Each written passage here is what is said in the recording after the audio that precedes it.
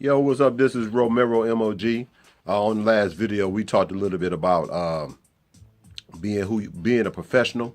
We talked a little bit about being true to your customer and being true to yourself.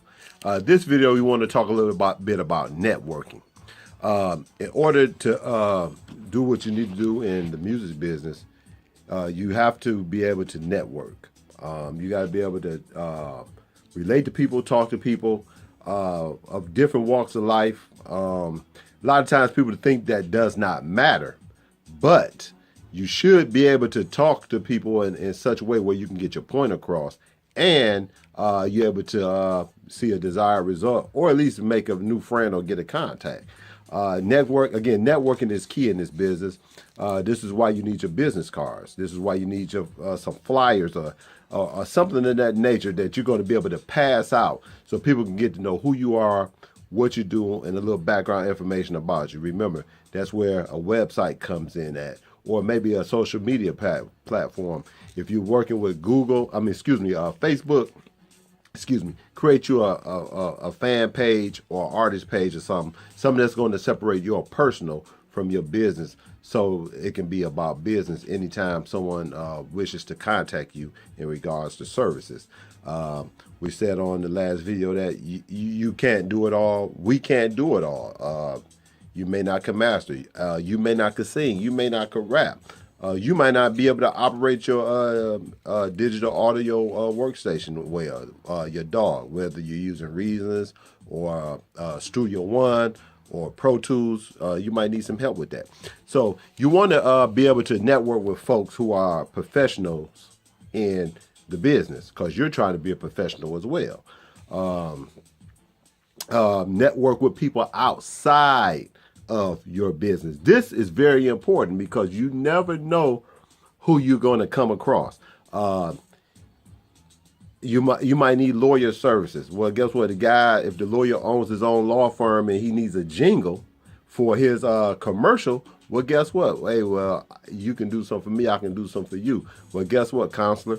Let's do this. I create you a jingle for your commercial for your law firm, and hey, I need at least an hour worth of your time to give me some advice. I have about maybe 7 questions that I need answered, and I can make that jingle for you. And you never know, if you do your best on that jingle, that might lead to other law firms or other folks in other businesses wanting you to create a jingle for them. And now those jingles after that might be paid opportunities. It depends on how you work. You might talk to that same lawyer, or that same person might say, well, hey, do you DJ? You might say, no, I don't DJ, but I know somebody who does DJ. And you call up your DJ Connect and you get your DJ a gig, and then guess what? The DJ go remember, hey, this brother put money in my pocket, and this brother, I know, he mix and master, he write jingles, he perform jingles. Let me hook him up with some of my clientele that's looking for that. See, that's how this business works.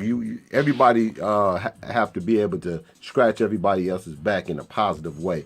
Time out for the hating, time out for not celebrating your brother for doing his thing, because the very person that you hating on is the very person that you're going to need down the road. You're going to need down the road.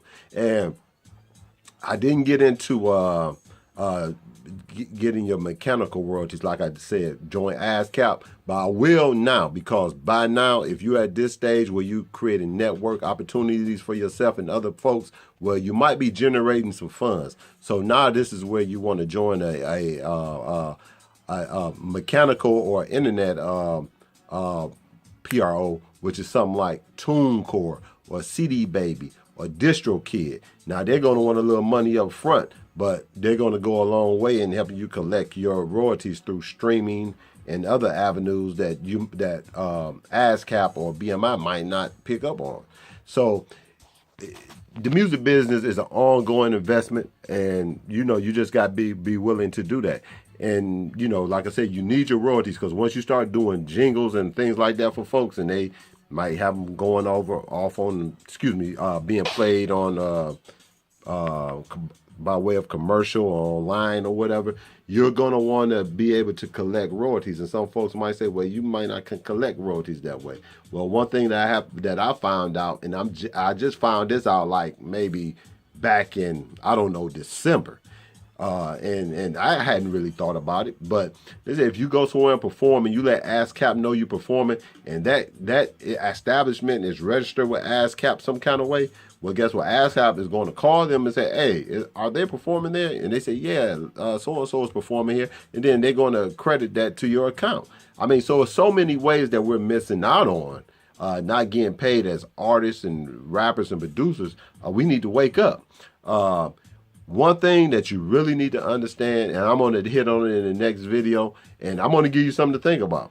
One thing that you really need to really understand, you do not work for a record label. You are basically a contract for hire, which means that you are a contractor. They are contracting your services as a artist, a rapper, producer, whatever it is, to facilitate some things that they need done in their company. That's why they have multiple producers. That's why they have a stable of artists. Not so they can have a whole lot of people, but because they want to have other people to turn to just in case you can't fulfill the responsibility. And that's smart business. But until next time, this is Romero MOG. My website is Rizen Entertainment, www.rizenentertainment.com with a Z. You can find me on Spotify, Facebook, Instagram, Google Play, iHeartRadio. Did I say Spotify? Other places, just type in Romero MOG and you should be able to pop me up right there. And hey, and God bless you. Look forward to talking to you real soon.